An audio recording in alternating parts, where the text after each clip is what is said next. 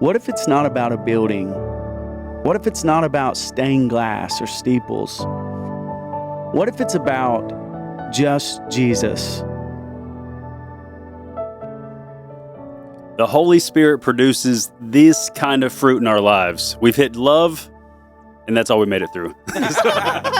So let's move on to joy. I think joy is a good one because that's like some deep-rooted happiness. I mean, love, man. You can pretty much take up an offering and leave. I mean, that's where it's all branching out of. Yeah, I think we talked last time. That's where it's all connected. Like it intermingles and interconnects all of them. I think they're all kind of intermingled and connected, and I've learned a lot about maybe how I thought that these would show through. You know, it's different. Because like, is joy a feeling that you have, or is joy something that comes out of you? Joy is very close to happiness, but happiness comes through things that you accomplish or things that happen. Happiness does. Like a cause and effect type situation. Yes. Okay. Like even in our laws, like we're all free to have the pursuit of happiness. Mm-hmm. That's what we will do. That's what will happen to us. Will determine whether we're going to be happy or not. Mm-hmm. Joy is an inward flowing from God cycle that no matter what's going on, peace is really close to it. But you could say you are joyful, you are rejoiceful, you are happy on that higher note, you know? Like walking on cloud nine, like you should be. Nothing should be able to affect you because of this inward joy. Yeah, in Philippians 4:4, which I believe Paul wrote while he was in prison, it says, "Always be full of joy in the Lord. I say it again, rejoice." How can you be joyful in prison? That's that deep-rooted stuff you're talking about. Come on, bro. I'm about to... God, say that again, dude. Read that again if you don't care. I'm sorry. Yeah, no. Philippians 4:4. Always be full of joy in the Lord. I say it again, rejoice. Man. He must have been really just beaming all 9 of those fruits Oh, heck yeah. to be able to feel joy in prison. Well, if he's the one that has the revelation from God to write those 9 fruits. He wrote the 9 fruits? Remember, he's all the shuns. Yeah. Yeah. Okay. He's half the New Testament. I mean, Okay. well, I think immediately to go along with that deep-rooted, James, I believe it's the 2nd chapter, but he said, "Count it all joy, brothers and sisters. Count it all joy when you fall into all different kinds of trials." It's like you're in prison. Okay, I'm still at peace. My God, I'm doing this for him on his behalf. I'm like carrying my cross. This is what is feeding me with joy. This is bringing that joy and rejoicing. Peter said, "Do not think it is strange concerning the fiery trial, which is to try you, as though some strange thing has happened to you."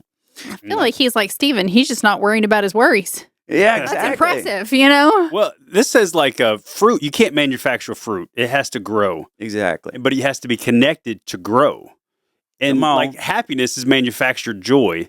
But actually, when it's connected, that's actual joy. So Yes. happiness is that artificial flavoring we put in those fruit snacks. Absolutely. Yeah, It's, good it's job. temporary. Yeah.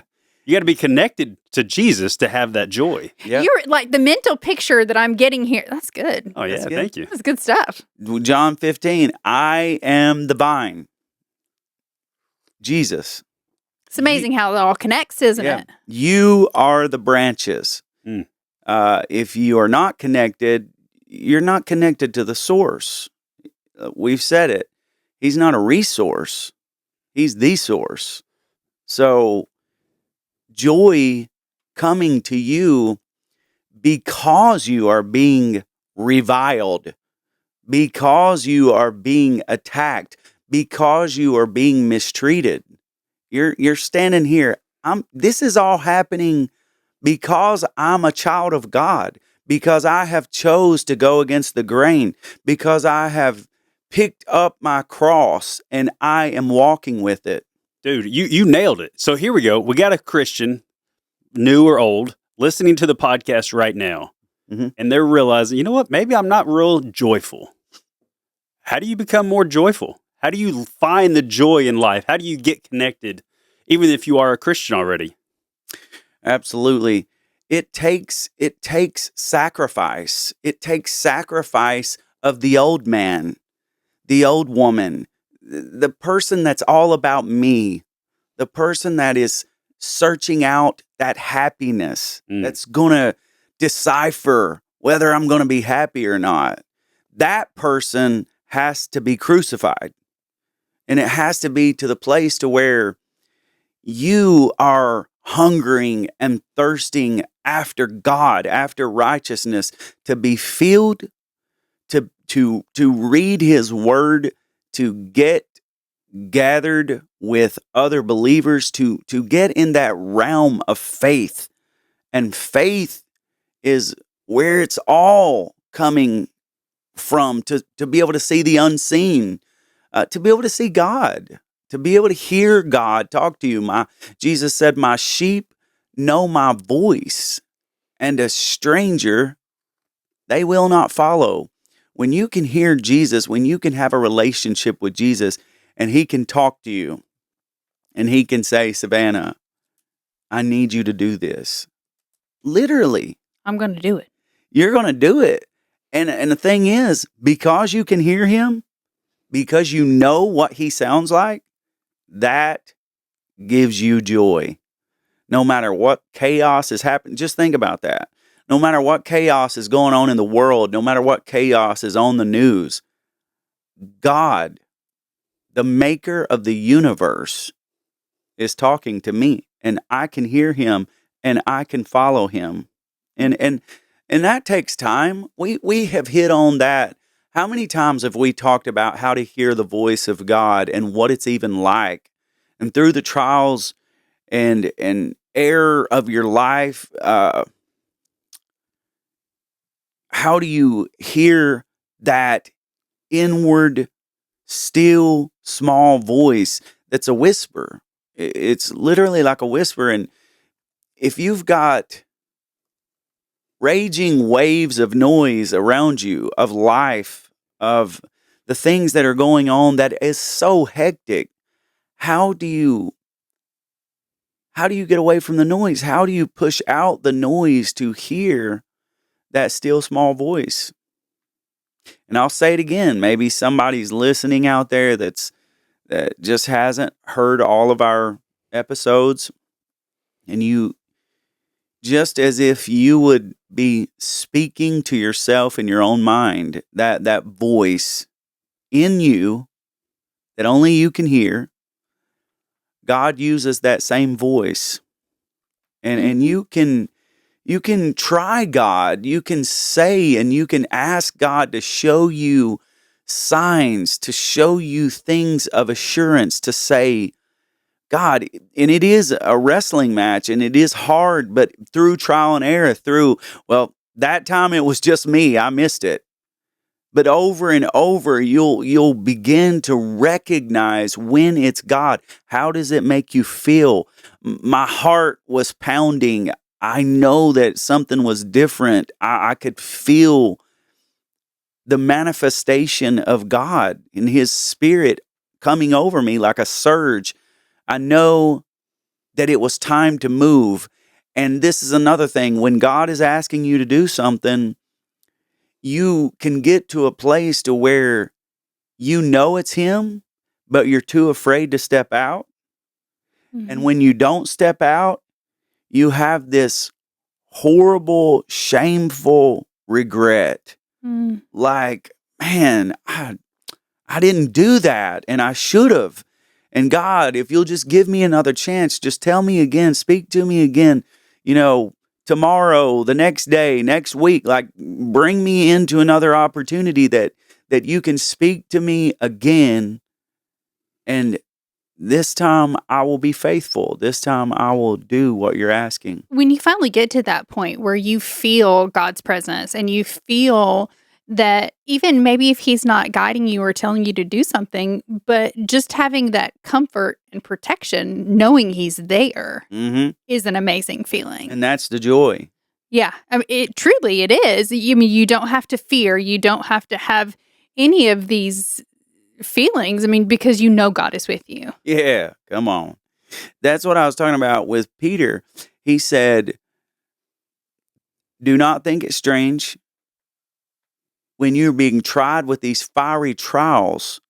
Think it not strange. Like even if you were going in and out of the hospital, even if you were having just trials with relationships, trials with life, trials with your job, like don't get to the place to where you just stop and say, why is this happening to me? Oh, God is working your faith through trials, building you like a gym with weights and resistance. Like, think it not strange concerning the fiery trials which are to try you, to consume you. Think it not strange, but rejoice. For you know that you are a partaker of Christ's suffering. Mic drop. Yeah.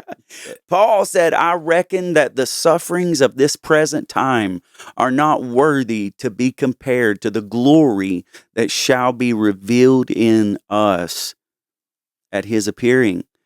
He said that before he was beheaded. I reckon that the sufferings right now of this present time are not worthy to be compared to the joy that shall be revealed in us. Man, so he didn't look at it as just the glass was half full or half empty. It was way bigger than that. It's who's filling the cup. It's Jesus. Heck yeah. Take my head. Yeah. Take my life. If you don't, I'm going to keep preaching. Man. Yeah. Well, let's move right into the next one. I was going to say, we covered joy. What do we got next? Peace. Oh, You Ooh. talk about connected. I mean, imagine the peace that Paul had, knowing what he was doing and knowing that he's willing to lay his life down for Jesus Man. and what he believes in. I think you have to be at peace before you can be just okay with that. Oh, absolutely. yeah. I think that's why it's so important that we have all of those fruits. They're all bedded together. They're all coming from the same place. Peace. If you have peace, then you're going to have joy. Yeah. If you have love, all of these things are just like piggybacking off the next. And peace is this. I think peace would probably be one of the hardest to attain, especially in our daily culture, Yeah. because nobody wants to let themselves be at peace. Oh, yeah. I mean, we're constantly tearing ourselves down for different things. We can't just. Let it be. Absolutely. Chaos. Mm-hmm. I'm telling you, wherever you're at, if you're under a rock somewhere, if you're having to be underground to even say the name Jesus, I think that we have it so easy where we are and the freedoms that we have, but you can clearly see that the walls are closing in and that the darkness is quickly approaching. And it is going to mean something. to have peace. Paul, just like you said, Paul with shackles, Mm-hmm. 20 foot underground What? in prison. Some people call it the Mamertine prison in Rome. All that he had was like a grate above his head. And even today, many like tourists will go by and not even realize that in that grate, under this sidewalk, that one of the greatest evangelists and church planners that ever walked this earth sit down in the bottom of that pit. Wow. And more than likely, while he was in there, he also wrote this in Philippians 4:6-7. Don't worry about anything. Instead, pray about everything. Tell God what you need and thank Him for all He has done. That's the Then you answer. will experience God's peace, which exceeds anything we can understand. His peace will guard your hearts and minds as you live in Christ Jesus. Yeah. Don't That's worry about the anything. Mic drop. Well, Yeah. exactly. Let it go. Like Corey says all the time, we just got to let it go. Yeah, we got that. Let it go. Let it We don't want to get flagged. I got to turn it off pretty quick. Some things are worth getting flagged for. Mhm. But man, like you said, Corey, I mean, he's sitting there shackled 20 feet under the ground, and he's writing to these people, telling them, don't stress. Don't worry about it. Don't Have worry. peace in knowing that God is taking care of you, and God Yeah. will put you where you need to be, Yeah. and everything's good. Oh, you're preaching now. I know it. Listen at him go. What happens? You were drinking coffee. I just had to fill in. Yeah, no. God stuck that cup in my mouth. Mhm. Said Stephen. Come on. No, man, that's how do you even comprehend if you said it about love? You said when we were talking about things that just losing a loved one or something and trying to still be able to stay in the right mindset, the right frame of mind, to have the right heart, the right posture of a Christian. And you said it. It's like, dude, this is on some other planet somewhere. How can you be underground and shackled up and you're literally, you can hear the chains ringing while you're writing, and I can see it just laying across the paper, and you're saying God gives us a peace that surpasses all of man's understanding. Jesus, he said, my peace I give to you, not as the world gives. I give to you. He has a peace, and it's that peace. And it's that peace that takes you to another planet, to another place, to another realm that is unseen by the natural eye. Like That- the Fortress of Solitude. Heck yes, come on. Yeah, take us to that. Superman's lair. The name of the Lord is a strong tower, and the righteous run into it and are safe. You literally can transport out of this world because you are connected to the vine, to the source, and it is taking you and carrying you by the Spirit, like Ezekiel was carried by the Spirit out into the valley. God can take you away from your chaos, from your moment, from your everyday walk of everything that is the opposite of peace. And you literally, like a secret passage. Like you see it on the movies all the time. They're panicking and they're trying to get away from the enemy, and they're looking around and they're hitting everything, and suddenly they accidentally hit a lever and it opens a wall, and they fall down the steps or fall into another whole section of a home, a place, a refuge of safety. When the storms are raging and the waves are crashing on every side, how is it that you're in the boat, the apostles are in the boat, and they're panicking and they're screaming to the top of their lungs, and Jesus is walking out on the waves of the storm like it's a Sunday stroll. He might as well have an ice cream cone in his hand. Do you have no faith? Yeah. Mm-hmm. Why did you doubt? He says. Like, why are you looking at that? Why are you letting that distract you? Why is this noise louder than me? Why is it taking your eyes off me? Because as long as you keep your eyes fixed on me, you're connected to that peace. And isn't it funny? How is it, too, that you can actually work in places where people can be chaotic and people can just be shaken up and ready to just blow up in any second, but you can be sitting at your desk or you can be out in the field and not be affected at all. Wow. And that leads us right into patience. Ooh. That's not one of my strong suits. I like things to happen like now. I want quick results. Same. I have no patience. We want instant gratification. Of course. We want it to happen now. And yeah, Microwave and mashed potatoes. I Oh, know. man, and they're almost just as good, too. Some good stuff right there.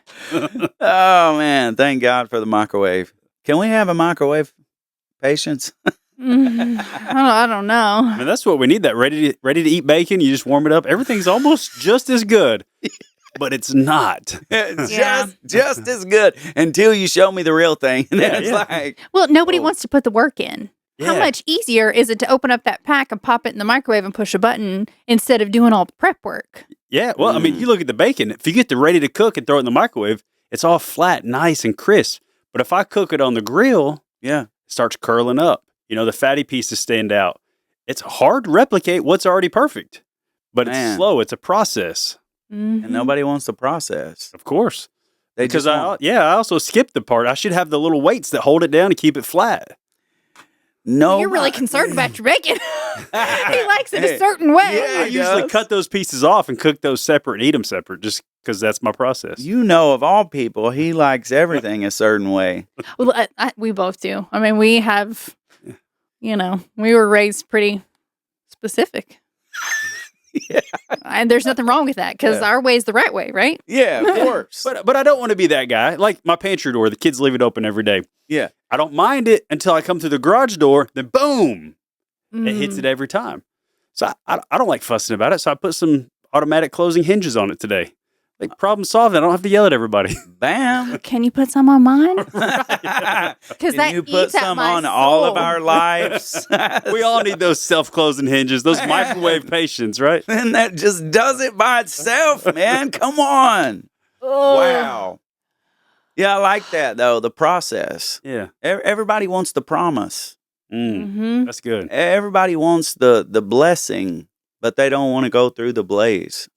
Oh, that put me right on. You're right. Those self-closing hinges that I put on the door, Yeah. I know it puts extra stress on the door. It Mm, has to. It puts extra stress on the screws. more weight. Yeah, it's got to put more stress on it because I'm shortening the process. Mm. Man. It's like you're skipping steps. Something in there is. You got a sizzle button? Oh, I'll put one in there. I got some eggs frying. Yeah. Yeah. Man, let that just sink in for a minute. Let that sizzle. That's good. Yeah, we want it now. Mm-hmm. I think of one of probably my favorite verse, Isaiah 40:31. They that wait. Mm. And that's one of the hardest things to Yeah. do is wait. You got to hurry up and wait.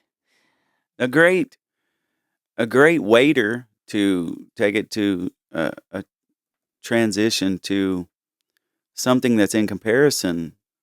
Like, you want your food, you go in to get your food. That's what you're there for, is to Mhm. eat. Yeah. What if you have to wait for your food? How long are you going to wait till you start getting antsy and maybe even ugly? Oh, I wouldn't get ugly. But, But people do, right? And you judge that by what type of restaurant are you in? Are you in a fast food restaurant? Are you in like a long sit down restaurant? But there's Ooh, expectations. what's your mindset going into it? Yes. Yes. There's always that's expectations. good. I know this is going to be quick, or gosh, this is going to be a really long, drawn out dinner. Absolutely. But yeah, going into it, that's tough. If you're still waiting, you have to know that He is still working. Man, that's it. He's always working. They that wait or trust is a better word. Trust is good because you question it. Why is it Yeah. taking so long? What's going on? Why is this happening? What are they doing? Why are we waiting? Yeah. And you got to be like, but I know it's coming. This is the process. I've already prepared my mind. Like, that's how you're a disciple every day. You have to have the mindset that you're waiting on the meal. You're waiting on it to get done, for you to get to where you're going, for you to transition to wherever God has opened the door. And you have to have the mindset of, I'm not going to get out of the kingdom. I'm not going to get worked up. I've got to be able to trust God, and no matter how long it takes, if I'm doing the best I can, if I'm doing everything I know for the Lord, wait. They that wait upon the Lord, they that trust in the Lord, they will renew their strength. They will mount up with wings as eagles, and they will run and not be weary. They will walk and not faint. Because if you break, if you give up, if you say, oh, no, I'm about to go off, you blow up, it's done. This is a test. God, every time, is testing you. You're either going to pass it or you're not. You're either going to be able to wait. You're either going to be able to endure. You're going to be able to be patient, or you're not. Man, this reminds me of what came up to me this week when some of my Bible study was Joshua in general. Yeah. He was not anticipated to take over for Moses. He was just trying to be a good second hand.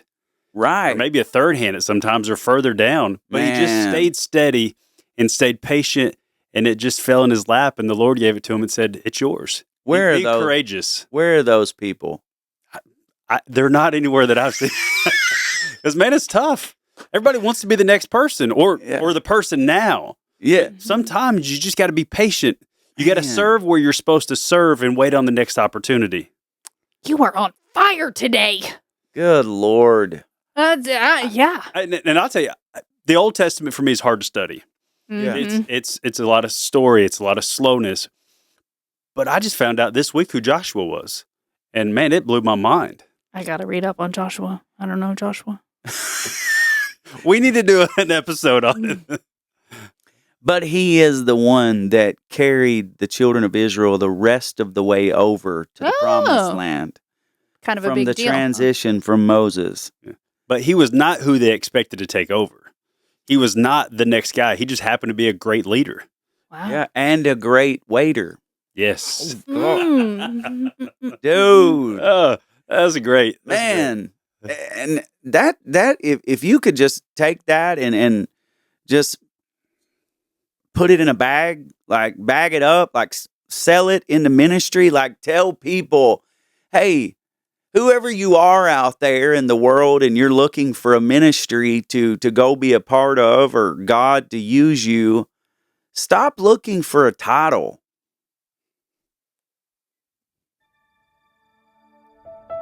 Stop. You'll never hold a title. until you first learn to be a waiter. You learn to wait on God. The Bible says, humble yourself under the hand of God, and in due season. Due season. Sometimes we have to wait through a lot of seasons for the due season. But in the due season, you won't have to look for the title. God will title you. God will elevate you. In due season, the Lord will exalt you. Be blessed.